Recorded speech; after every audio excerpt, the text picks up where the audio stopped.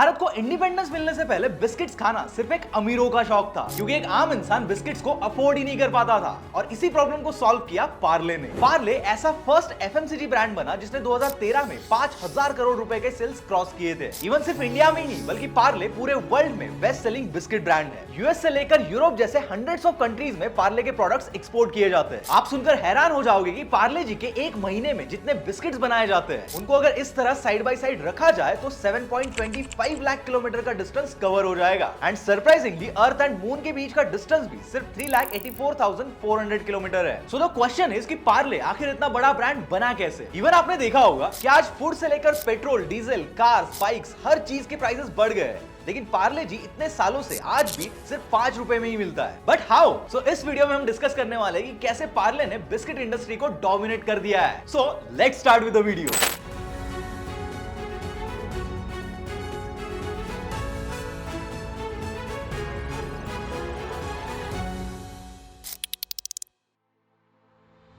Nineteen 1929 में मुंबई के विले पार्ले में मोहनलाल दयाल जी ने पार्ले को शुरू किया था। जब पार्ले शुरू हुआ तब मार्केट में मोस्टली फॉरेन ब्रांड्स के बिस्किट्स अवेलेबल थे। ये बिस्किट्स इतने महंगे हुआ करते थे कि इन्हें खाना सिर्फ अमीर लोग ही अफोर्ड कर सकते थे। और इसी प्रॉब्लम को सॉल्व करने के लिए मोहनलाल दयाल जी ने कोई अफोर्डेबल बिस्किट्स बनाने का सोचा। इसीलिए मोहनलाल जी जर्मनी गए और वहां से बिस्किट्स बनाने की ट्रेनिंग ली और साथ ही बिस्किट्स बनाने के लिए 60,000 रुपीज के इक्विपमेंट्स लेकर इंडिया वापस आ गए। इंडिया में वापस आकर उन्होंने 12 एम्प्लॉइज के साथ मिलकर पार्ले कंपनी को शुरू किया। अब जो कि मोहनलाल जी ने अपनी फर्स्ट फैक्ट्री मुंबई के विले पार्ले में शुरू की थी, इसलिए उन्होंने अपने कंपनी का नाम भी पार्ले रखा। 1929 में जो पार्ले 12 एम्प्लॉइज के साथ शुरू हुआ था, उसमें आज 1 लाख से भी ज्यादा एम्प्लॉइज काम करते हैं। इवन पार्ले आज भी मार्केट में उतना ही रिलेवेंट है जितना 90 साल पहले था। लेकिन कैसे? और तो और 2011 की नेल्सन नाम की एक रिपोर्ट के अकॉर्डिंग पार्ले को वर्ल्ड का बेस्ट सेलिंग ब्रांड डिक्लेयर कर दिया है। तो इस वीडियो में मैं पार्ले की 4 ऐसी स्ट्रैटेजीज डिस्कस करने वाला हूं जो यूज करके पार्ले मार्केट लीडर बन गया। वैसे पार्ले की ये चारों स्ट्रैटेजी माइंड ब्लोइंग है, लेकिन खास करके जो थर्ड स्ट्रैटेजी है that is going to blow your mind, so उसे बिल्कुल मिस मत करना। And let's start with strategy number 1।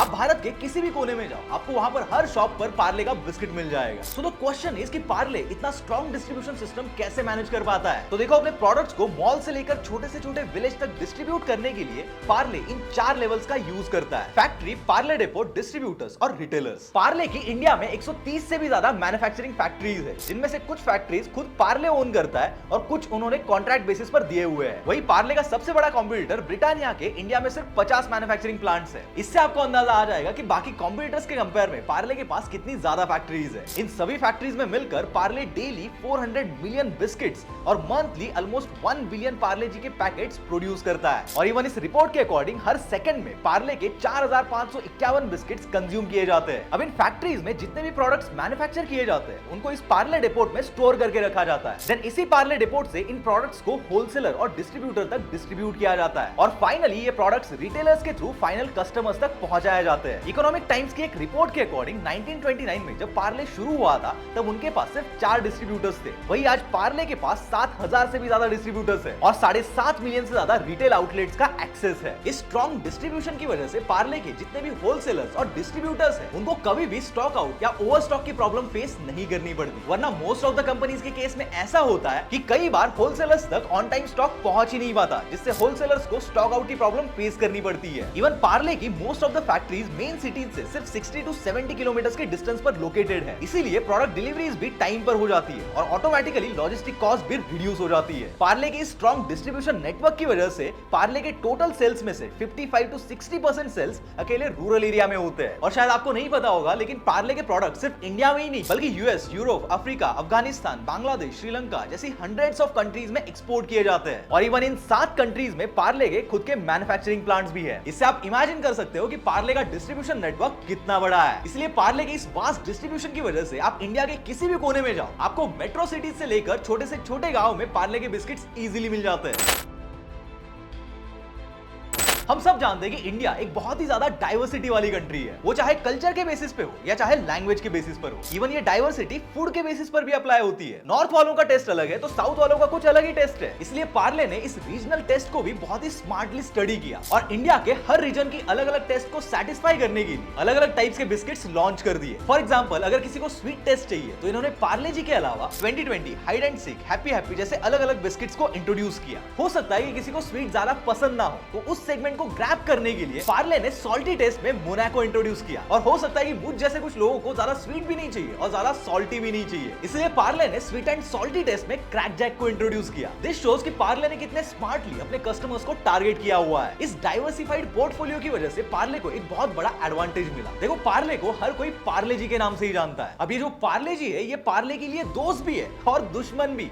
लेकिन कैसे? तो देखो, इंडिया में पार्ले जी की ब्रांड इमेज ऐसी बन चुकी है कि लोग पार्ले जी के पैकेट को 5 रुपए से ज्यादा पैसे देकर खरीदेंगे ही नहीं। इवन एक बार पार्ले ने पार्ले जी की प्राइस सिर्फ 50 पैसे से बढ़ा दी थी, तो पार्ले जी के सेल्स में बहुत बड़ा डाउनफॉल देखने को मिला था। इसीलिए पार्ले को पता चल गया था कि अगर वो अकेले पार्ले जी के ऊपर डिपेंडेंट रहेंगे तो फ्यूचर में इसका बिजनेस पर नेगेटिव इंपैक्ट भी हो सकता है। और साथ ही पार्ले को टक्कर देने के लिए मार्केट में ब्रिटानिया और आईटीसी जैसे बड़े प्लेयर्स भी मौजूद थे। इसलिए पार्ले ने पार्ले जी के ऊपर से अपनी डिपेंडेंसी कम करने के लिए अपने पोर्टफोलियो को डाइवर्सिफाई किया। आज के डेट में पार्ले जी, मोनाको, क्रैक जैक के अलावा पार्ले के under mango bites, melody, Poppins जैसे टोटल 40 प्रोडक्ट्स हैं। बिस्किट्स के अलावा पार्ले स्नैक्स से लेकर केक्स, रस्क और कॉन्फेक्शनरी जैसे हर सेगमेंट को कवर करता है। इसके अलावा बिस्लरी, फ्रूटी और एप्पी तक पार्ले ही ओन करता है। इसलिए पार्ले जी की रेपुटेशन और पॉपुलैरिटी को यूज करके पार्ले जी को as a sales driver use करता है। यानी पार्ले जी को आगे करके उसके साथ पार्ले के बाकी प्रोडक्ट्स को भी अपसेल करता है। और जो कि इन बाकी प्रोडक्ट्स की मार्केटिंग पार्ले के ब्रांडिंग से ही हो रही है, इसलिए कस्टमर्स इजीली इन प्रोडक्ट्स को खरीद भी लेते हैं। इसीलिए आज पार्ले के पास पूरे बिस्किट इंडस्ट्री का 40% मार्केट शेयर और कॉन्फेक्शनरी इंडस्ट्री यानी कैंडीज, टॉफीज, चॉकलेट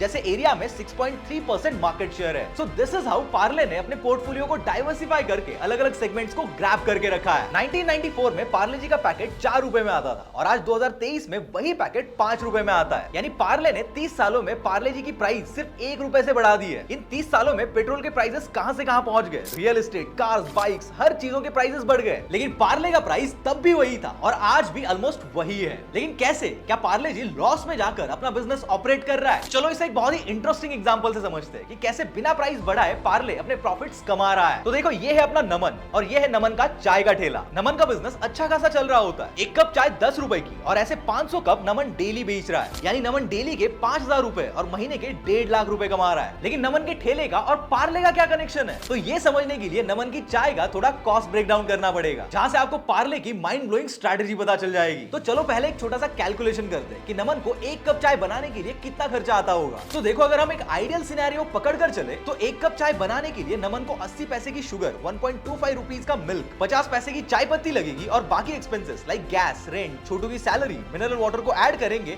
तो अराउंड 2 रुपीज 80 पैसे खर्चा आएगा। अगर हम इन सब एक्सपेंसेस को ऐड करेंगे तो विल गेट कि नमन को 1 कप चाय बनाने के लिए ऑन एन एवरेज 5.35 रुपीज का खर्चा आएगा। Okay, so this is for 1 cup of T. लेकिन इसको अगर हम 500 कप के हिसाब से कैलकुलेट करेंगे तो नमन को एक दिन में 500 कप चाय बनाने के लिए टोटल 2675 रुपए का खर्चा आएगा और एक महीने के लिए ये एक्सपेंसेस 80,250 रुपए का होगा। यानी इन एक्सपेंसेस को अगर हम नमन की टोटल अर्निंग से माइनस करेंगे तो विल गेट कि नमन मंथली 69,570 रुपीज का प्रॉफिट कमा रहा है। अब देखो, यहाँ पर एक बहुत ही इंटरेस्टिंग चीज आती है। कुछ सालों तक नमन का बिजनेस एकदम स्मूथली चल रहा होता है, लेकिन अचानक से मिल्क, चाय पत्ती और शुगर के प्राइसेस बढ़ जाते हैं। इवन ठेले का रेंट और छोटू की सैलरी भी बढ़ जाती है। इसलिए नमन को अपने इन एक्स्ट्रा एक्सपेंसेस को कवर अप करने के लिए एक्स्ट्रा इनकम भी चाहिए होती है। अब नमन की जगह अगर कोई दूसरा बंदा होता तो वो नॉर्मली क्या करता कि जो चाय वो 10 रुपए की बेच रहा है उसकी प्राइस बढ़ाकर 12 या 15 रुपए कर देता। लेकिन जो कि नमन एक स्मार्ट बंदा है, वो ऐसा नहीं करता। नमन क्या करता है कि चाय की प्राइस बढ़ाने से ज्यादा वो चाय की क्वांटिटी को थोड़ा कम कर देता है। जो चाय वो पहले 10 रुपए में बेचता था वो अभी उसे 10 रुपए में ही बेचता है, लेकिन वो शुगर, चाय पत्ती और दूध की क्वांटिटी को कम करके वहां से अपने प्रॉफिट्स को स्टेबल कर लेता है। मतलब जो प्रॉफिट्स पहले आता था वही प्रॉफिट्स अब भी आ रहा है और कस्टमर भी इस चीज को इंस्टेंटली नोटिस नहीं कर पा रहे। इसी स्ट्रैटेजी को इकोनॉमिक्स में श्रिंकफ्लेशन कहा जाता है और पार्ले जी भी अपने प्राइस को सेम और मेंटेन रखने के लिए इसी स्ट्रैटेजी को यूज करता है। पहले पार्ले जी 5 रुपए में 100 ग्राम बिस्किट देता था और अब 5 रुपए में सिर्फ 55 ग्राम बिस्किट दे रहा है,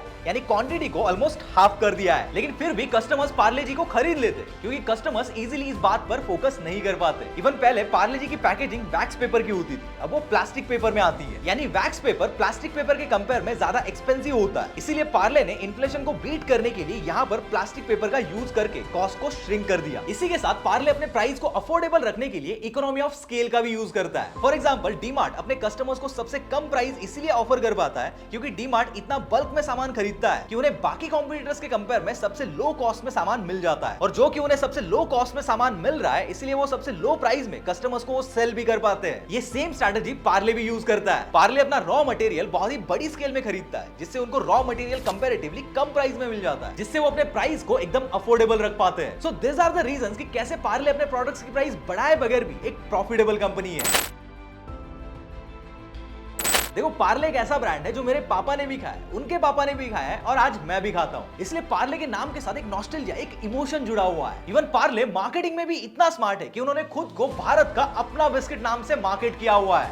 पार्ले जी, भारत का अपना बिस्किट। उससे कस्टमर्स को ऑटोमेटिकली एक पैट्रियोटिज्म वाली फीलिंग आ जाती है। और आपको तो पता ही है कि हम इंडियंस के अंदर पैट्रियोटिज्म कितना कूट कूट कर भरा है। इवन ब्रिटिश राज के दौरान इंडिया में जैकब और हंटली एंड फार्मर्स नाम के फॉरेन बिस्किट ब्रांड्स पॉपुलर थे। इसलिए इंडिपेंडेंस के दौरान पार्ले ने खुद को मार्केट ही इस वे से किया कि पार्ले फॉरेन ब्रांड्स का अल्टरनेटिव है। अब इसके अलावा इंडिया में ज्यादातर लोगों की चाय के साथ पार्ले जी खाना उनके मॉर्निंग का डेली रूटीन बना हुआ है। इसीलिए इस रेगुलर कंजम्पशन की वजह से पार्ले का ब्रांड रिकॉल और विजिबिलिटी दोनों टॉप लेवल पर है। And now apart from this, most of the government agencies और एनजीओज लोगों को डोनेट करने के लिए पार्ले जी के बिस्किट्स यूज करते हैं। इसलिए कोविड-19 में जब सभी कंपनीज लॉसेस फेस कर रही थी, उस वक्त भी पार्ले ने बहुत तगड़े सेल्स जनरेट किए थे, क्योंकि लॉकडाउन की वजह से लाखों लोगों को पैदल चलकर दूर दूर तक डिस्टेंस ट्रैवल करना पड़ रहा था। इसलिए उनमें से मोस्ट ऑफ द लोग साथ में पार्ले जी के बिस्किट्स कैरी कर रहे थे। और इवन लॉकडाउन के टाइम पर लोग डर के मारे डेली नीड्स की चीजों को जरूरत से ज्यादा क्वांटिटीज में स्टोर करके रख रहे थे। और साथ ही कई गवर्नमेंट ऑर्गेनाइजेशंस और एनजीओज ने भी लोगों को रिलीफ के तौर पर पार्ले जी के बिस्किट से डिस्ट्रीब्यूट किए थे। इसलिए कोविड के दौरान पार्ले के सेल्स में बहुत ही बड़ी ग्रोथ हो गई थी। इवन खुद पार्ले ने भी लोगों की हेल्प करने के लिए 3 करोड़ बिस्किट्स के पैकेट्स डिस्ट्रीब्यूट किए थे,